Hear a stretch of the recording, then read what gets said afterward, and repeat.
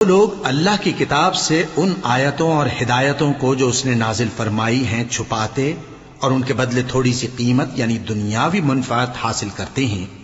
وہ اپنے پیٹوں میں محض آگ بھرتے ہیں۔ ایسے لوگوں سے اللہ قیامت کے دن نہ کلام کرے گا اور نہ ان کو گناہوں سے پاک کرے گا، اور ان کے لیے دکھ دینے والا عذاب ہے۔ یہ وہ لوگ ہیں جنہوں نے ہدایت چھوڑ کر گمراہی اور بخشش چھوڑ کر عذاب خرید لیا۔ یہ آتش جہنم کی کیسی برداشت کرنے والے ہیں۔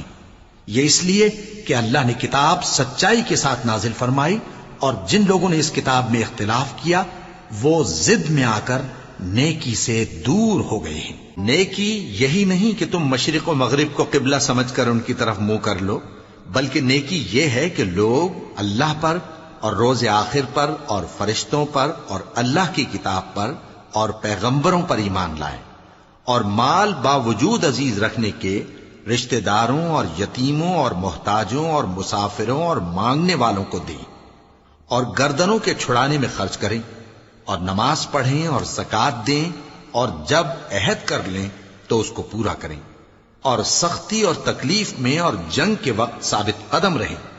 یہی لوگ ہیں جو ایمان میں سچے ہیں، اور یہی ہیں جو اللہ سے ڈرنے والے ہیں۔